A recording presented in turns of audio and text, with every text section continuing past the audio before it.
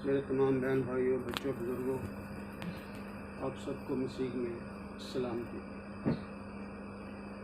मैं मुबशर सलामत गुलाम मसीह आपके सामने आज कुछ कलाम को बयान करना चाहता हूँ, बांटना चाहता हूँ। आजकल के माहौल के मुताबिक, आजकल के दौर के मुताबिक जैसा पाकिस्तान का एक माहौल बना हुआ है।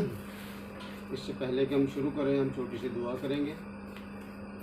मेहरबान जिंदा आसमानी खुदावंद, दिल की गहराइयों से तेरी शुक्रगुजारी करते हैं इस वक्त के लिए।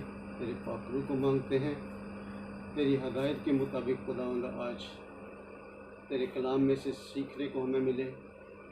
इतना वक्त खुदावंद हम तेरी हजूरी में गुजारें। हम सिर्फ तुझी से अक्ल व दनाई मांगते हैं और तेरे नाम को जलाल देते हैं। आमीन। मेरे अजीज़ों, आज हम देखते हैं कि जो पाकिस्तान में अफरा तफरी है, दो अल्फाज का बड़ा चर्चा है, साजिश और मुदाखलत।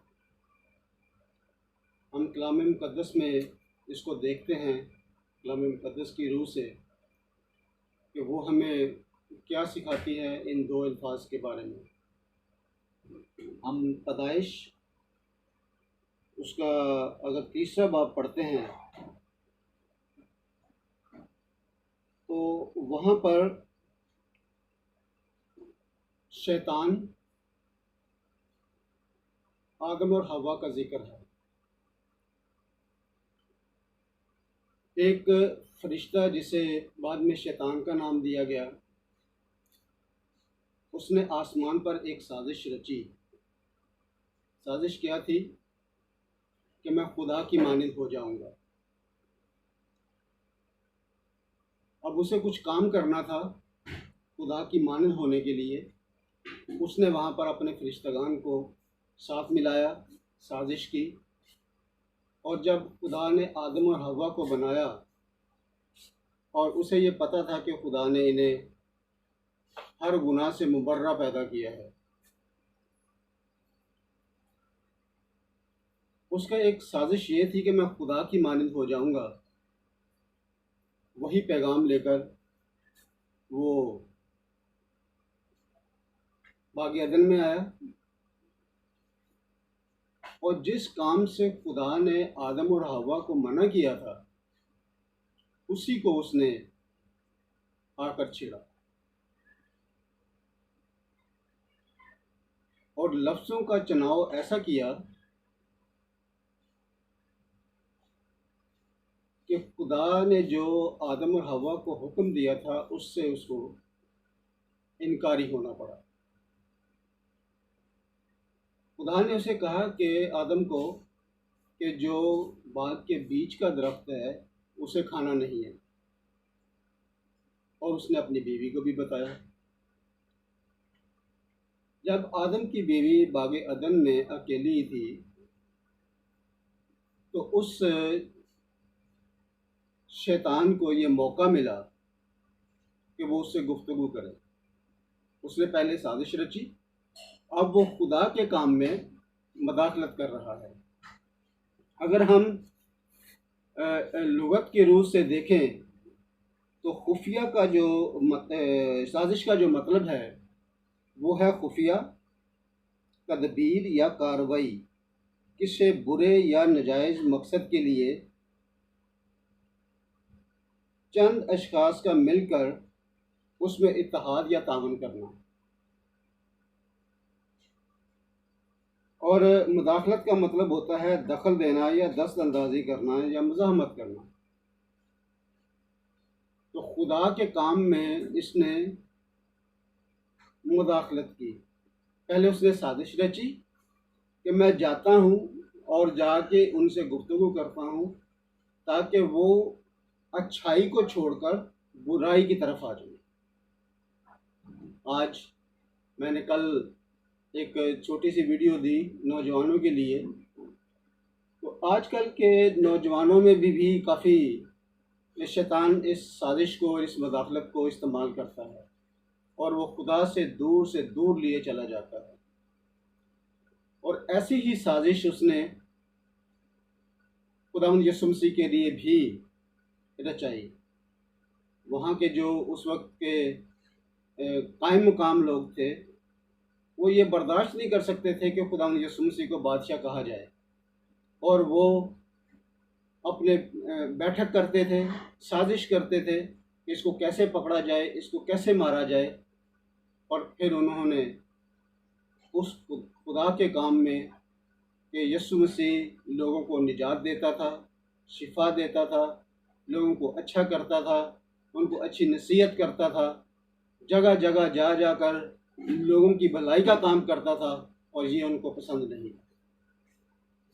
फिर जब उन्होंने ये साजिश कर ली तो उसमें मदाखलत ये की कि लोगों को रोकने लगे कि इसे रोको, और वही लोग जो खुदावंद यीशु मसीह को उसका इस्तकबाल करते हैं और वही फिर कहते हैं कि इसे सलीब दो। क्यों? कि उन्होंने उनको वर्गला दिया था अपनी साजिश के तहत कि ये बादशाह नहीं है, इसके पास कुव्वत नहीं है, ये तो जादू से काम करता है, और लोगों के दिमाग को उन्होंने ख़राब कर दिया और वो अपने मकसद में कामयाब हुए। फिर वो मकसद जो खुदा ने अपने बेटे की सूरत में हमारे लिए रखा था, वो पूरा हुआ कि उसने हमारे सारे गुनाहों को अपने ऊपर ले लिया, और शैतान ने जो मदाखलत की, जो पकड़ा गया, जो पकड़वाया गया, जिसने पकड़वाया वो भी बहुत पछताया। और आज हम इन बातों के लिए क्या सोचते हैं? हम जहाँ कहीं काम कर रहे होते हैं, घरों में, मोहल्लों में, चर्चेज़ में, क्या करते हैं कि जब कोई अच्छा काम कर रहा होता है, अगर चर्च में कोई नुमायाँ हो रहा होता है, अगर चर्च में कोई ज़्यादा काम करने की कोशिश करता है, तो लोग उसके मुखालिफ हो जाते हैं, फिर उसके खिलाफ साजिशें बनाना शुरू कर देते हैं कि ये तो बहुत नुमायाँ हो गया, अब इसको खींचना चाहिए, इसको पीछे करना चाहिए। फिर वो पादरी साहब से बैठकर बातें करते हैं कि आपने इसको इतनी इज्जत दे दी है, आपने इसको ये कर दिया, आपने इसको वो कर दिया, ये तो अभी नया है, इसने ये नहीं किया, इसने वो नहीं किया, लेकिन आपने इसको ये काम दे दिया, आपने इसको ये इज्जत दे दी। लोगों को एक दूसरे की इज्जत पसंद नहीं होती, लेकिन खुदावंद का कलाम ये कहता है कि अगर तुम चाहते हो कि तुम्हारी इज्जत हो, तो तुम भी उसकी इज्जत करो। बल्कि जब तक हम दूसरे की इज्जत नहीं करते, हम किसी से कैसे तवक्को कर सकते हैं कि वो हमारी इज्जत करे? हमें इन बातों पर ख्याल करना चाहिए, सोचना चाहिए कि हम अपने लोगों के लिए कोई गड्ढा तो नहीं खोद रहे, कोई साजिश तो नहीं कर रहे, कोई उसकी तरक्की में मुदाखलत तो नहीं कर रहे। एक मुदाखलत और शैतान ने की। आप लोग हननी और सफ़ीरा की कहानी को जानते हैं। उन्होंने ये सोचा कि उनके पास एक जगह थी कि हम वो बेचें और सारी की सारी दौलत जितनी हमें मिले हम खुदा के घर में दे दें। लेकिन शैतान ने मुदाखलत की, उनकी सोच को बदला, उसने साजिश रचाई उनके दरमियान, और क्या हुआ? उनके अंदर लालच पैदा हो गया। जब उनके अंदर लालच पैदा हुआ तो उनकी ज़मीन जितने की बिकी उसमें से उन्होंने कुछ पैसा रख लिया और बाकी दे दिया। फिर उनसे सवाल किया गया, क्या ये ज़मीन इतने की ही बिकी? उन्होंने कहा हाँ, और दोनों मियाँ बीवी ने झूठ बोला और वो मर गए। क्या हम आज किसी के लिए कोई बुरा सोच रहे हैं, कोई मुदाखलत कर रहे हैं किसी काम में, किसी घर को उजाड़ने में, किसी चर्च को ख़त्म करने में, कि वो चर्च जो है बहुत तरक्की कर रहा है उसके ख़िलाफ़ हम खड़े हो जाएं, या किसी मोहल्ला में, किसी अपने यार दोस्त में कि हम कोई गलती ढूंढने की कोशिश कर रहे हैं कि हम इसको जलील करें।